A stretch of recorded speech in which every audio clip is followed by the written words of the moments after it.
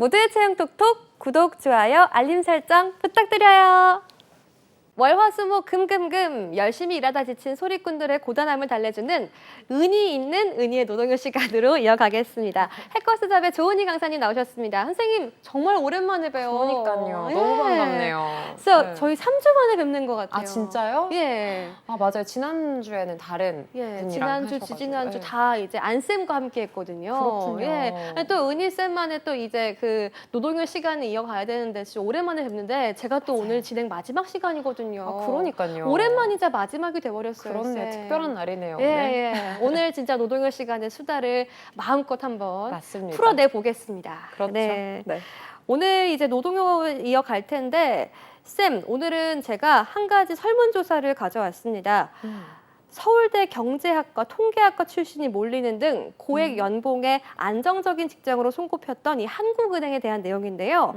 이 한국은행에서 2030 세대의 이탈이 가속화되고 있다고 합니다. 쌤, 근데 이 한국은행이 거의 제가 취업할 때는 시내 직장에 가까웠거든요. 맞아요. 이제 이탈이 좀 가속화된다고 하는데 지난해 중도 퇴직자 37명 중에서 27명이 30대 이하로 전체의 72.97%에 달하는 것으로 나타났습니다.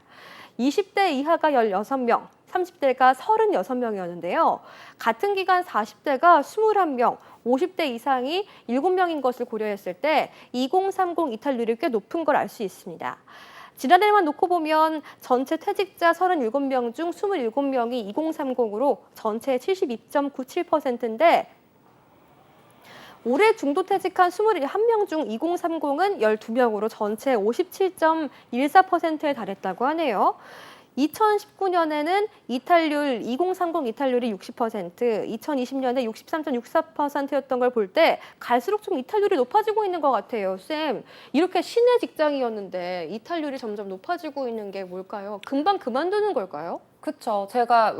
저번에 얘기했었을 때도 이제 막 2030, MZ세대 이런 얘기 되게 많이 했었잖아요. 네. 실제로. 지난주에도 실제로 이제 대이직 시대에 대해서 얘기를 계속 했었는데 네. 이 2030의 이런 자유로운 이직 문화 그리고 예전에는 한번 이제 이런 은행 중에 은행이잖아요. 그런데 들어가면 네. 평생 직장 개념으로 생각을 했는데 요즘 젠지 세대, 특히 Z세대라고 하는 이런 분들 같은 경우는 네.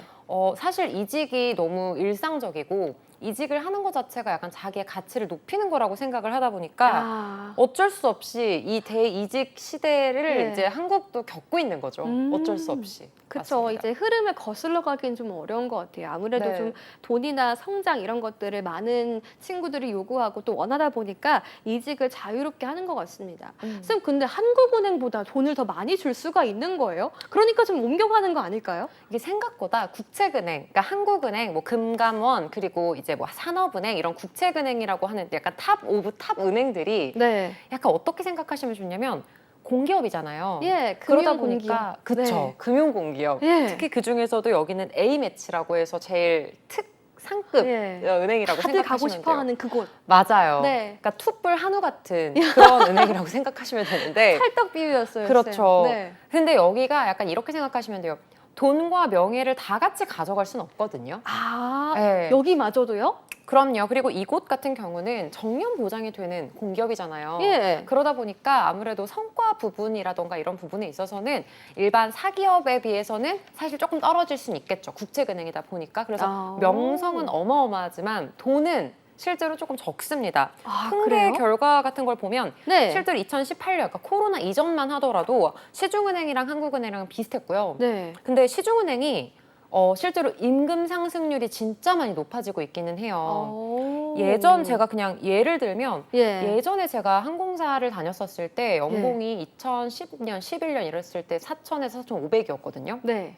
근데 지금 대한항공은 그 임금 인상률 자체가 진짜 소폭이고요. 예. 시중은행들은 거기에서 진짜 뭐 1.5배? 거의 2배 이상이 올랐다고 해도 과언이 아니거든요. 와, 부럽다. 그때 똑같았었어요, 신한은행이랑. 그런데 이렇게 많이 인상을 하고 있는 거죠. 예. 2018년 기준으로 한국은행 평균 임금이 9,940만 원인데 너무 높은데요. 평균 임금이니까. 아, 예. 신한은행 임금이 9,863만 원, 하나은행이 이야. 9,590만 원으로 오히려 적었거든요.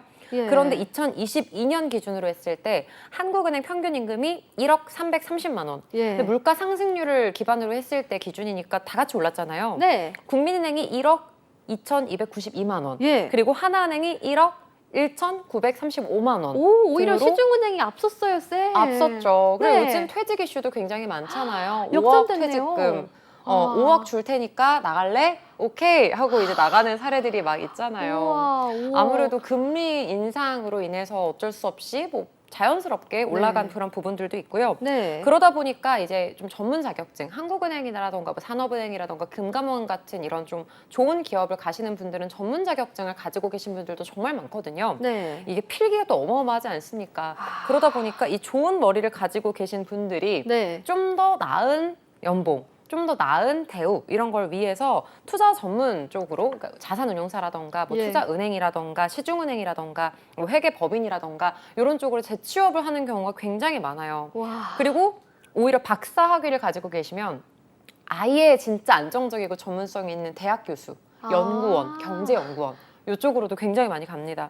이게 항상 이게 왜 툭불 이상의 또 다른 특등이 있고 막 이렇잖아요. 네. 뭐 송아지 고기가 있고 그런 것처럼 와. 툭불이 다가 아닌 거죠. 와, 이 네. 차원 자체가 좀 새로운 관점이네요. 저는 한국은행이면 정말 좋은 직장이어서 이들이 왜 이직을 하지라는 생각이 있었는데 또 다른 세계가 또 열리네요. 그렇죠. 특히 이제 연봉에 대한 부분에 조금 큰 우선순위를 두고 있는 분들은 안정성보다 근데 한국은행이나 이런 데는 또 업무 강도도 높거든요. 예. 그러니까 업무 강도가 어차피 높을 거면 돈을 더 주는 대로 가자. 약간 이런 마인드가 아닐까 싶어요. 와, 이 MZ세대 이직에 대해서 살펴봤을 때 뭐 임금이나 말씀하셨던 뭐 여러 가지 연봉, 복지, 보상 같은 것도 큰 주요한 이유 중 하나지만 요즘에는 다른 이유로 이직하는 MZ들도 있다고 합니다. 요즘에 야쿠르트 아줌마 혹은 이 시간제 직장이 인기가 많다고 하는데요. 쌤 어떻게 생각하세요? 근데 제가 진짜 좀 충격받았던 게 그거였었어요. 그러니까 야쿠르트를 판매하시는 판매원이 아니라 아예 우리가 야쿠르트 아줌마라고 그러잖아요. 네. 옛날에 노래도 있었잖아요. 야쿠르트 아줌마, 야쿠르트 주세요. 너무 좋네요. 진짜 약간 그런 이미지가 있었는데 이제 야쿠르트 아가씨인 거예요. 연령대가 낮아지고 네. 네, 그리고 막 아르바이트를 직업처럼 하시는 분들도 시간제로. 네. 그리고 라이더, 배달 라이더 그리고 배달을 하시는 그런 분들도 네. 굉장히 많아졌다라는 소리를 좀 들으면서 정말 와. 많이 좀 접하고 있거든요. 그래서 네. 일자리에 대한 개념이 진짜 다양해진 것 같다라고 생각을 했습니다.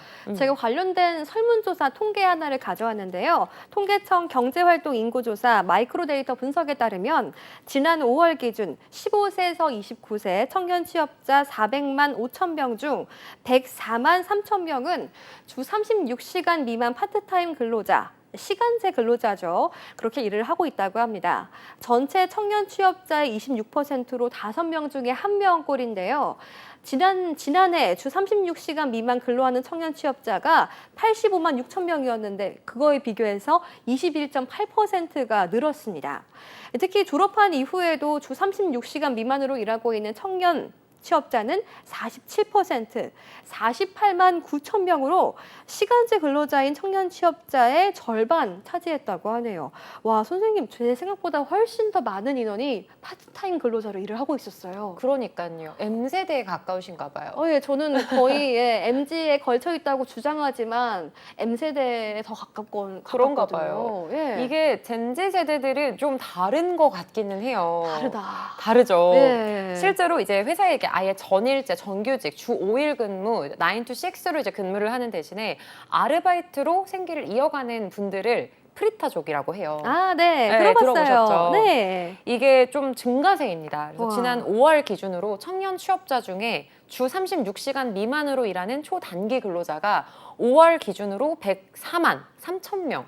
전년 대비 22%나 늘었어요. 네. 22%나. 와. 초단기 근로자를 증가하는 이유 중에 하나는 예. 물론 이제 사실 자영업자들이 요즘 힘들잖아요. 네. 경기가 좀 불확실하고 좀 불경기라고 하다 보니까 어쩔 수 없이 이제 정규직을 좀 줄이고 단기간 일자리를 좀 늘린 것도 원인이기도 한데요. 되게 가장 제가 봤을 때 큰 이유는 네. 자발적으로 프리타족이 되는 걸 선택하는 청년들의 인식 변화인 것 같아요. 아. 네, 그래서 실제로 최저임금 인상이 좀 됐잖아요. 네. 거의 한 10,000원 정도인데, 그러니까 하루에 뭐 5시간씩 쭉 일을 하더라도 먹고 살만한 거죠.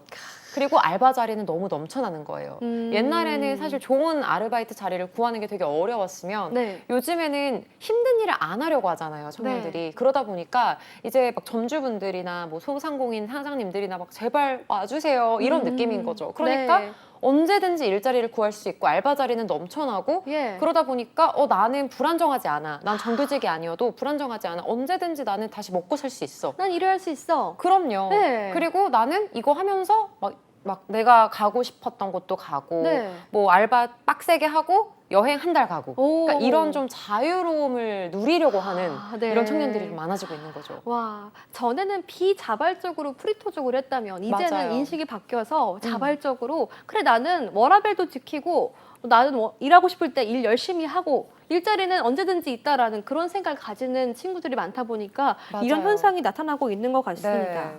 자발적으로 취업을 포기한 청년들의 생활 만족도를 조사한 결과 만족도가 높은 것으로 나타났다고 해요.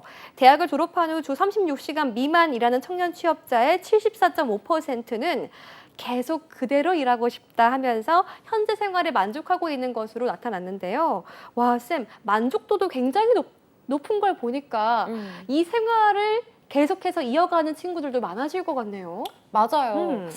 실제로 이 근무 시간을 좀 자유롭게 조정할 수 있는 거에 대해서 되게 큰 메리트를 느끼는 것 같아요. 그래서 예전에 제가 유튜브 채널에서 본 뉴스였던 것 같은데 예. 야쿠르트 아줌마를 하고 계시는 네. 20대 여성분 인터뷰를 제가 본 적이 있었는데 그러니까 오전 일찍 일어나서 그 카트를 타고 배달을 하시고 네. 그러고 나서 이제 이 업무가 끝나도 점심인 거예요. 아. 퇴근을 해도 점심이니까 예. 어차피 요즘 오하운 그리고 아침 일찍 일어나서 미라클 모닝 이런 것도 막 하잖아요. 네. 그러니까 아침에 운동을 할 겸 돈도 벌고 퇴근하고 시간도 많이 남고 그럼 그때 자기 개발도 할 수 있고 제가 다 혹하는데요, 쌤. 그렇죠. 이거를 되게 큰 메리트로 생각을 하는 거죠. 와. 네, 그리고 생각보다 이게 신입 공채가 또 되게 많이 줄었어요. 여기의 배경에는 요즘 대기업으로 정말 많이 몰리는데 네. 인력을 많이 뽑질 않고 있어요. 그리고 이제 공기업을 들어가는 것도 힘들고. 그러니까 결론은 중간 일자리가 조금 이렇게 증발하는 느낌이에요. 그러니까 진짜 최고의 직장 아니면 난 자유를 택할래. 약간 이런 심리가 반영된 것 같아요. 그래서 성장 혹은 자유. 그래서 성장을 택하시는 분들은 정말 존버를 하시는 거고 자유를 택하시는 분은 정말 여유를 택하시는 거고요. 그래서 마음의 여유를 가지면서 나는 자유로워 이걸 느끼려고 하는 거죠. 지금 이 방송을 보시는 많은 분들도 뭐 공감을 하실 것 같습니다. 맞아요. 굉장히 다양한 직업관을 가지고 있는 MZ가 늘어나고 있기 때문에 이직 문화가 이렇게 굉장히 빠르게 변화하고 있는 것 같은데요. 쌤, 이런 현상이 우리나라만의 문제가 아니라고요? 우리나라만의 문제가 아니라 현상이라고 봐야겠죠? 맞아요. 현상이 아니라고요? 실제로 일본에 한 10년 전쯤에 프리타족이 유행이었어요. 아. 그때 우리가 되게 일본 애들은 요즘 알바만 하고 산대. 그런 애들이 되게 많대. 이런 얘기를 제가 진짜 한 10년 전쯤에 얘기를 했던 게 기억이 나요. 되게 인상적이었었어요. 그때 네. 우리는 취업난이어가지고 막 다들 취업하려고 난리인데 일본 애들은 그렇대라는 얘기를 들었던 적이 있는데 지금 따라가고 있거든요. 이 현상을. 왜냐면 시급이 올라가고 이러다 보니까 자연스럽게 벌어지는 또 현상인데 제가 되게 좀 걱정되는 부분은 요즘 또 이슈가 되고 있는 게 사토리 세대. 혹시 아세요? 햄토리는 아는데. 햄토리처럼 귀여운 거 말고 사토리는 조금 무서운 거예요. 무서운 거예요? 그러니까 모든 걸 포기하는 세대. 연애도, 결혼도, 직장도 모든 걸 다 포기하는. 뭐 3포 세대 막 이런 게 아니라 네. 그냥 다 포기하면 사토리 실제로 세대인가요? 그 일본 관련된 그런 기사들을 보면 모태솔로의 비율이 굉장히 높다고 해요. 이럴 수가. 그러니까 다 포기하는 거예요. 그러니까 아무래도 이게 여러 가지 이슈 말을 하자면 좀 길어지겠지만 그만큼 뭔가 조금 하나를 놓다 보면 여러 가지를 계속 끈을 놓게 되는 그런 부분들이 있는 것 같아서 저는 지금 물론 여유를 찾는 것도 좋지만 왜 그런 거 있잖아요. 아픈 만큼 성숙한다.